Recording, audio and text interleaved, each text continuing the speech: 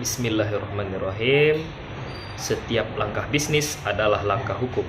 Assalamualaikum warahmatullahi wabarakatuh.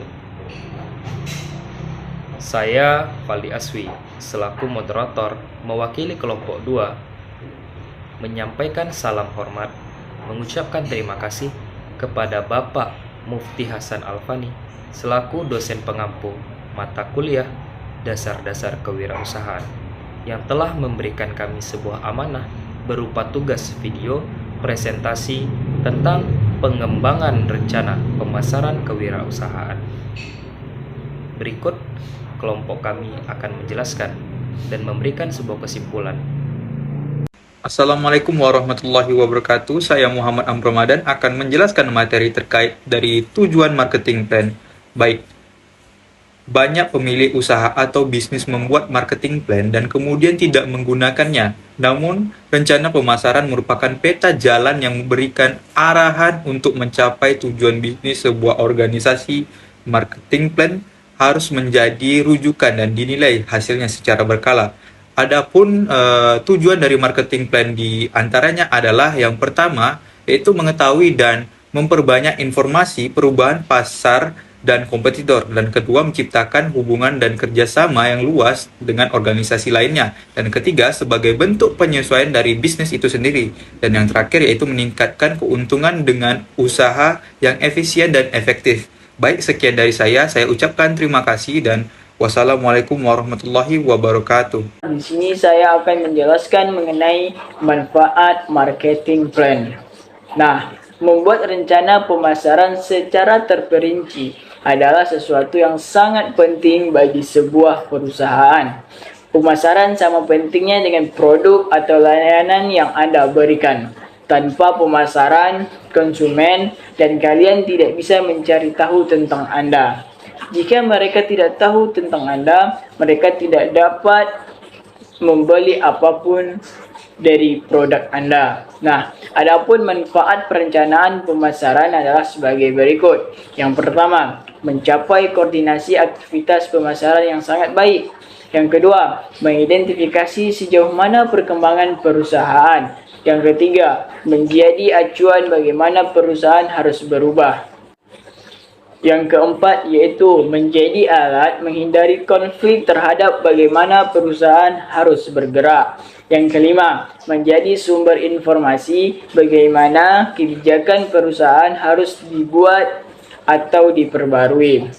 Dan yang terakhir yaitu menjadi acuan agar manajer bergerak dan berpikir ke arah yang lebih sistematis. Nah, itulah manfaat-manfaat mengenai marketing plan. Bismillah. Langkah menyusun perencanaan pemasaran. Rencana pemasaran merupakan alat yang perlu digunakan setiap hari untuk membantu organisasi menjaga target pasar dan target keuntungannya. Semua bisnis harus memahami pasar yang dibidik dan menjadi dasar dalam membuat marketing plan. Berikut ini beberapa langkah dalam menyusun perencanaan pemasaran. 1. Melakukan analisis situasi. Salah satu komponen utama dalam memulai penyusunan marketing plan adalah dengan analisis SWOT. Dengan adanya analisis SWOT, maka manajer pemasaran perusahaan dapat membuat pemetaan bagaimana peluang dan permasalahan yang mungkin muncul di pasar, serta apa kekuatan dan perusahaan untuk mencapai tujuan pemasaran. 2. Menetapkan tujuan dan sasaran.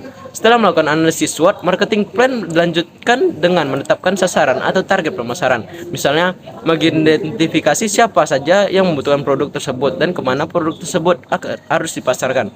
3. Menyusun strategi dan program. Strategi dan program dibuat berdasarkan tujuan atau sasaran yang telah ditentukan sebelumnya. Strategi ini merupakan tindakan jangka panjang dan dibuat sebagai rencana jangka panjang untuk mencapai tujuan organisasi. Baiklah, saya akan melanjutkan materi selanjutnya, menyusun strategi dan program. Strategi dan program dibuat berdasarkan tujuan atau sasaran yang telah ditentukan sebelumnya. Strategi ini merupakan tindakan jangka panjang dan dibuat sebagai rencana jangka panjang untuk rencana tujuan organisasi. Selain itu, juga untuk mendukung strategi tersebut dibuat program atau tindakan jangka pendek secara berkesinambungan. Terdiri dari beberapa langkah-langkah teman-teman. Yang pertama, misi bisnis. Setiap unit bisnis harus mendefinisikan misi spesifiknya di dalam misi perusahaan yang lebih luas. Yang kedua, analisis SWOT. Keseluruhan evaluasi tentang kekuatan, kelemahan, Peluang dan ancaman disebut analisis SWOT. Analisis SWOT merupakan cara untuk mengatasi lingkungan pemasaran secara internal maupun eksternal. Yang ketiga, formulasi tujuan. Setelah perusahaan melakukan analisis SWOT, perusahaan dapat terus mengembangkan tujuan khusus untuk periode perencanaan. Tahap proses ini disebut formulasi tujuan. Tujuan adalah sasaran yang spesifik menyangkut besaran dan waktu. Sebagian unit bisnis mengajar bauran sasaran, termasuk verbalitas, pertemuan penjualan, peningkatan pangsa pasar, kandungan resiko, inovasi, dan reputasi. Yang keempat, ada formulasi strategis. Setiap bisnis harus merancang sebuah strategi untuk mencapai tujuannya yang terdiri dari strategi pemasaran, strategi teknologi, dan strategi pengandalan dan kompatibel. Yang kelima, yaitu formulasi dan implementasi. Program strategi pemasaran yang bagus dan dapat dikembangkan agar implementasinya tidak buruk. Jika sebuah perusahaan memutuskan untuk mempertahankan kepemimpinan perusahaannya, perusahaan itu harus merencanakan program untuk memperkuat departemen HRD-nya, mengumpulkan intelijen teknologi, mengembangkan produk canggih, melatih wiraniaga teknik, dan mengembangkan iklan untuk mengembangkan kepemimpinannya. Dan yang terakhir teman-teman, umpan balik dan kendali. Penyesuaian strategi perusahaan dengan lingkungan akan sangat terganggu karena lingkungan pasar berubah lebih cepat daripada 7 perusahaan. Strategi, struktur, sistem, style, skill, staff, dan spiral. Sekian, terima kasih. Wassalamualaikum warahmatullahi. Assalamualaikum warahmatullahi wabarakatuh. Di sini saya akan menjelaskan tentang hal penting dalam perencanaan pemasaran. Sebelum Anda berbisnis, Anda perlu membuat rencana pemasaran secara mendetail dan rinci. Berikut beberapa hal yang perlu dipikirkan. Yang pertama, menentukan target konsumen. Jangan menentukan target marketing secara general, sebab hal itu merupakan langkah yang buruk. Karena itu, perlu dibuat segmentasi konsumen agar pemasaran yang Anda lakukan tepat sasaran. Dan Anda juga dapat dengan mudah membangun hubungan personal dengan cara calon konsumen untuk memahami karakteristik serta menggali sumber potensialnya. Yang kedua, membuat tujuan akhir. Selanjutnya adalah membuat tujuan marketing dalam usaha atau bisnis Anda dalam jangka waktu tertentu.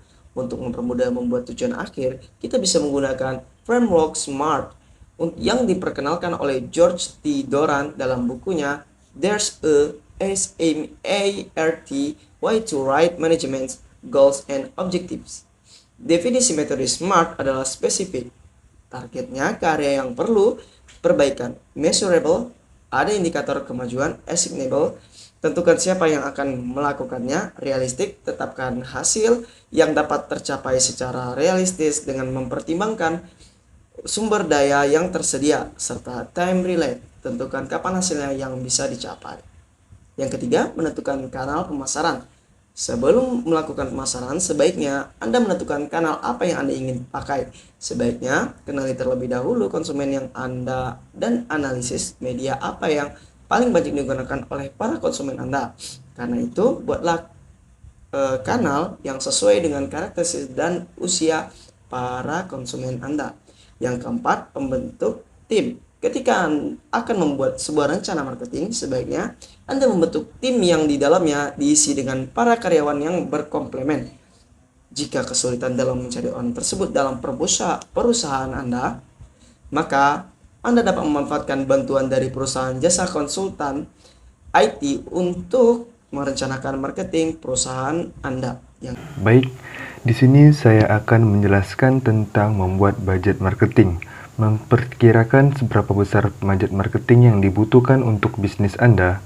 Budget marketing yang Anda buat sebaiknya konsisten dengan pertumbuhan yang Anda inginkan.